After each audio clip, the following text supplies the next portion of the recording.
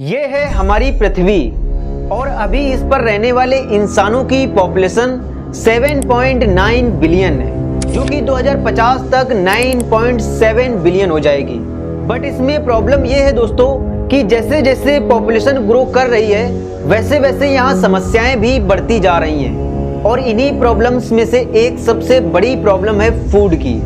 United nation के अनुसार आज जिस गति से पॉपुलेशन ग्रो कर रही है उस हिसाब से हमें 2050 तक पृथ्वी पर होने वाले फूड प्रोडक्शन को डबल करना होगा। लेकिन अगर आप इसका सॉल्यूशन इस तरह निकालना चाहते हैं कि हम खेतों में और ज़्यादा फसलें उगाएंगे और क्रॉप फील्ड को बढ़ाएंगे, तो शायद ये एक इम्पॉसिबल तरीका है फूड प्रोडक्शन को बढ़ाने का।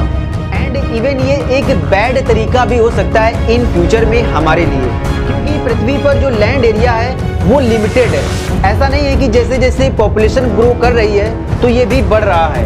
और अगर टेक्निकली देखा जाए फार्मिंग के पॉइंट ऑफ व्यू से, तो over population and factories established होने से ये फार्मिंग एरिया घट रहा है और इस चीज़ को पूरा करने के लिए लोगों ने डिफॉरेस्टेशन करना शुरू कर दिया है ताकि वहाँ पर वो फसल उगा सकें। और ये चीज़ सबसे ज़्यादा दोस्तों साउथ अमेरिका कॉन्टिनेंट में देखने को मिल रही है। यहाँ पर ब्राज़ील कंट्री ने अमेज़न रेन फॉरेस्ट के कई हेक्टेयर्स एरिया का डिफॉरेस्टेशन किया है वहाँ पर फसल को उगाने के लिए। लेकिन एक बार आप दोस्तों सोच कर ही देखो कि क्या ये इन फ्यूचर में हमारे लिए सही तरीका रहेगा डिफॉरेस्टेशन करके फसलें उगाना? तो इसका जवाब है नहीं, क्योंकि 2050 तक हमारी पृथ्वी का लुक कैसा होगा इस चीज को भले ही आप अभी इमेजिन ना कर पा रहे हो, लेकिन आप समझ सकते हैं कि हमारी पृथ्वी कैसी दिखने लगेगी। फैक्ट्रीज पूरे वर्ल्ड में एक्सपैंड कर चुकी होंगी और ऐसे में अगर फॉरेस्ट नहीं होंगे तो क्लाइमेट चेंज कितना ज्यादा होगा आप इस चीज को इमेजिन भी नहीं कर सकते। सीजन्स का पता ही नहीं चलेगा कि कब कौन सा सीजन चल रहा है और बिना सीजन के फसल को प्रॉपर तरीके से ग्रो करवा पाना बहुत ही मुश्किल हो जाएगा। इसीलिए फ्यूचर में फूड के लिए सिर्फ ग्राउंड एग्रीकल्चर पर डिपेंड रहना एक बहुत ही टफ डिसीजन है और इसीलिए कई सारे कंट्रीज अपने यहाँ वर्टिकल फार्मिंग को प्रमोट कर रहे हैं। और आज सिर्फ यूरोप में 1000 टन फूड वर्टिकल फार्मिंग के द्वारा हर साल ग्रो किया जाता है। एंड दुनिया में कई सारे कंट्रीज हैं जो ऑलरेडी अपने यहाँ वर्टिकल फार्मिंग कर रहे हैं। जैसे अमेरिका दुनिया में सबसे ज्यादा वर्टिकल फार्मिंग करने वाला कंट्री है। एंड एशिया में जो कंट्रीज वर्टिकल फार्मिंग कर रहे हैं वो हैं Japan, China, Singapore, south Korea, Taiwan and Thailand. और यूरोप के अलावा मिडिल ईस्ट में भी 2 ऐसे कंट्री हैं जो वर्टिकल फार्मिंग कर रहे हैं, कुवैत और यूएई।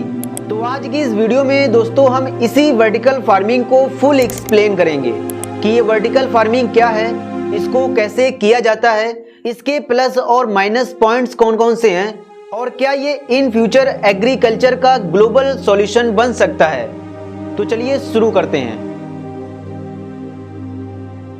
वर्टिकल फार्मिंग एक प्रकार से दोस्तों उन सभी प्रॉब्लम्स का सॉल्यूशन है जो फ्यूचर में हमें फूड को ग्रो करने में हो सकती हैं। जैसे एरेबल लैंड प्रॉब्लम, ये कंसीडर किया जाता है कि अगले 40 सालों में पृथ्वी की 1/3 ऐसी भूमि जिस पर हम अभी कृषि करते हैं वो खत्म हो जाएगी, जिसके चलते आज जो हमारी पृथ्वी हमें पर्याप्त फूड प्रोवाइड करा पा रही है वो फ्यूचर में नहीं करा पाएगी। जबकि वर्टिकल फार्मिंग एक ऐसी फार्मिंग है जिसे वर्टिकली स्टेक्ड लेयर्स में किया जाता है, जिसके चलते आपको इसे ग्रो कराने के लिए किसी एरेबल लैंड की जरूरत नहीं पड़ेगी, बल्कि आप इसे warehouses, skyscrapers, shipping containers and tunnels जैसे स्ट्रक्चर्स में इजीली ग्रो कर सकते हो। एंड इसमें आपका खुद का कंट्रोल्ड इन्वायरमेंट होगा, जिसके चलते आप प्लांट को जैसा इन्वायरमेंट चाहिए आप वैसा प्रोवाइड करा सकते हो। और नॉर्डिक हार्वेस्ट के अनुसार, जो कि यूरोप का बिगेस्ट वर्टिकल फार्म है, इसमें आप किसी क्रॉप को साल में 15 बार हार्वेस्ट कर सकते हो, जबकि वो फसल आज के ट्रेडिशनल फार्मिंग में साल में सिर्फ 2 बार हार्वेस्टेड होती है। तो अब चलिए दोस्तों हम समझ लेते हैं कि एक्चुअली में इसे ग्रो कैसे किया जाता है। वर्टिकल फार्मिंग को ग्रो कराने के लिए दोस्तों 4 मेन की कंपोनेंट्स होते हैं। पहला फिजिकल लेआउट, दूसरा लाइटनिंग, तीसरा ग्रोइंग मीडियम एंड चौथा सस्टेनेबिलिटी।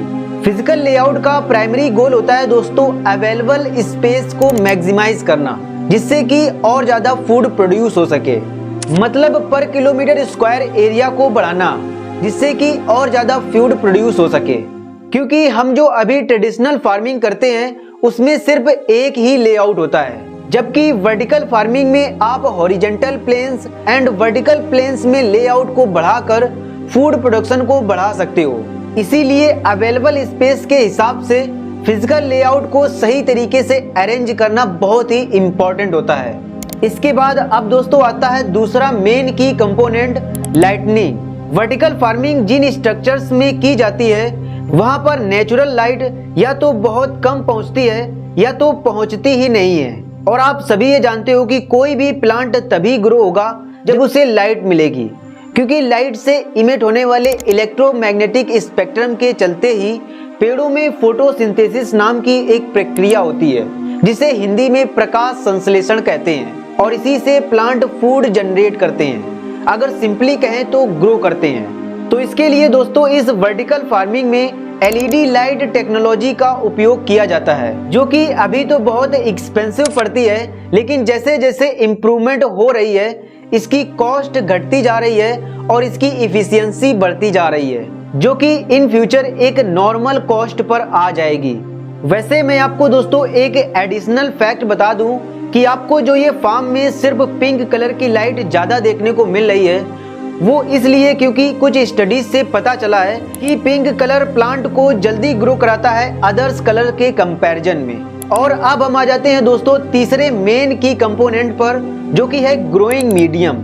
तो दोस्तों इसमें अलग अलग साइज और तकनीक के हिसाब से 3 डिफरेंट ग्रोइंग मीडियम्स होते हैं, जिसमें से पहला है हाइड्रोपोनिक्स। इस मीडियम में पौधों की जड़ों को बिना मिट्टी के एक ऐसे माइक्रो न्यूट्रिएंट्स के घोल में रखा जाता है जिसमें इतने सारे न्यूट्रिएंट्स पड़े होते हैं, जैसे nitrogen, phosphorus, sulphur, potassium, calcium and etcetera. और इस घोल को बार बार इसी में सर्कुलेट किया जाता है, जिससे इसकी पर एरिया उपज 11 गुना बढ़ जाती है आज की ट्रेडिशनल खेती के कंपैरिजन में, जबकि इसमें 11 गुना कम पानी यूज होता है। इसके बाद अगला मेथड है एरोपोनिक्स, और ये बड़ा ही यूनिक मेथड है दोस्तों, क्योंकि इसमें ना तो सॉइल की जरूरत होती है, ना ही सनलाइट की, और ना ही डायरेक्ट वाटर की। और इस मेथड का पहली बार एक्सपेरिमेंट नासा ने 1990 में स्पेस में प्लांट को ग्रो करने के लिए किया था, जो कि आज वर्टिकल फार्मिंग में किया जाता है। इसमें न्यूट्रिएंट बेस्ड मिस्ट को प्लांट्स में स्प्रे किया जाता है, जिससे इसमें 90% कम पानी यूज होता है। मतलब एक प्रकार से न्यूट्रिएंट का इन्वायरमेंट दिया जाता है पौधों की जड़ों को। और अब फाइनली दोस्तों जो लास्ट मेथड है वो है एक्वापोनिक्स, जो हाइड्रोपोनिक्स मेथड से एक स्टेप आगे बढ़कर है। इसमें प्लांट्स और मछलियों को सेम इकोसिस्टम में रखा जाता है, और इसमें मछलियां न्यूट्रिएंट वेस्ट को प्रोड्यूस करती हैं, जो आगे फिल्टर होकर पौधों को न्यूट्रिएंट देता है और वो ग्रो करते हैं। और ये साइकिल इसी तरह चलता रहता है। एंड अब इसके आगे दोस्तों जो आखिरी मेन की कंपोनेंट है वो है सस्टेनेबिलिटी, यानी कंट्रोल्ड इन्वायरमेंट, क्योंकि इससे पौधों की उपज बढ़ जाती है। और इसके लिए इसमें CEA सिस्टम का यूज किया जाता है, जो कि अभी ग्रीन हाउसेस में होता है, और इससे इन्वायरमेंट सस्टेन रहता है। वैसे अभी तक तो आपने दोस्तों इसमें यह जाना कि वर्टिकल फार्मिंग क्या होती है और इसे कैसे किया जाता है। अब हम आगे जानेंगे कि वर्टिकल फार्मिंग के प्लस और माइनस पॉइंट्स कौन कौन से हैं। तो दोस्तों वर्टिकल फार्मिंग का पहला प्लस पॉइंट है इसकी इफिशियंसी। ये बहुत कम जगह में बहुत ज्यादा फूड को प्रोड्यूस करता है। एक रिपोर्ट के मुताबिक अगर कोई क्रॉप आज के ट्रेडिशनल मेथड से 1 किलोमीटर स्क्वायर के एरिया में अगर 10 kg फूड प्रोड्यूस कर रहा है, तो वर्टिकल मेथड से ये क्रॉप इतनी ही सेम जगह में 100 kg फूड को प्रोड्यूस करेगा।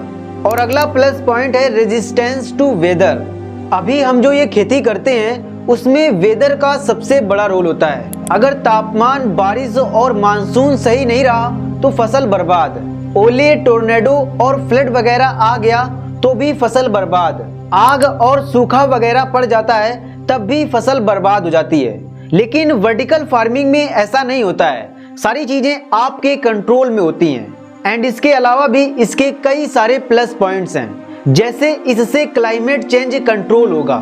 लोग जंगलों को नहीं काटेंगे और वाइल्ड लाइफ बढ़ेगी और फूड को ज्यादा ट्रेवल नहीं करना पड़ेगा क्योंकि इसे शहरों में भी उगाया जा सकता है। वैसे ये तो दोस्तों हुए वर्टिकल फार्मिंग से होने वाले एडवांटेज। अब हम इसके डिसएडवांटेज की बात करते हैं। तो दोस्तों इसका पहला माइनस पॉइंट है इकोनॉमी। प्रोफेसर लुई अल्ब्राइट के अनुसार अमेरिका में अभी जो एक रोटी की कीमत $1.296 है वो $27 हो जाएगी अगर गेहूं को वर्टिकल फार्मिंग के द्वारा उगाया जाए। और इससे आपको अंदाजा लग गया होगा कि ये कितना ज्यादा एक्सपेंसिव है, क्योंकि इसके स्टार्टअप के लिए आपको पहले किसी अच्छी लोकेशन पर जमीन खरीदनी होगी और फिर उस पर बिल्डिंग खड़ी करनी पड़ेगी और तब कहीं जाकर आप वर्टिकल फार्मिंग कर पाओगे। एंड इसके अलावा भी दोस्तों इसका जो दूसरा डिसएडवांटेज है वो है एनर्जी का। आपको सारी लाइट इसमें खुद देनी पड़ेगी क्योंकि यहाँ पर सनलाइट नहीं होगी और अगर आप ये लाइट फॉसिल्स फ्यूल्स के द्वारा दे रहे हैं तो इससे पॉल्यूशन भी बढ़ेगा और इसीलिए आपको पहले इसमें रिन्यूएबल एनर्जी पर इन्वेस्ट करना पड़ेगा और तब जाकर कहीं आप वर्टिकल फार्मिंग को कर पाओगे। तो ओवरऑल अगर देखा जाए तो इसमें सबसे बड़ी प्रॉब्लम है पैसों की और इसीलिए द फाइनेंशियल टाइम्स की एक रिपोर्ट के अनुसार 2020 में इसकी सारी कंपनियां लॉस में गई हैं, सिर्फ जापान की एक कंपनी को छोड़कर। तो दोस्तों अब आता है सबसे आखिरी सवाल कि क्या वर्टिकल फार्मिंग फ्यूचर में फूड का ग्लोबल सॉल्यूशन बन सकती है। तो इसका जवाब है हाँ, क्योंकि अभी हमारे पास इससे बेटर कोई दूसरी टेक्निक नहीं है फार्मिंग करने की और जैसे जैसे इसमें प्रोग्रेस हो रहा है इसकी कॉस्ट भी घटती जा रही है। तो ये था दोस्तों वर्टिकल फार्मिंग से रिलेटेड फुल डिटेल वीडियो। आपको कैसा लगा हमें कमेंट में जरूर बताइएगा एंड अगर आपको वीडियो पसंद आया हो तो वीडियो को लाइक शेयर एंड सब्सक्राइब भी कर लीजिएगा ऐसी ही और वीडियोस देखने के लिए। मिलेंगे अगली वीडियो में।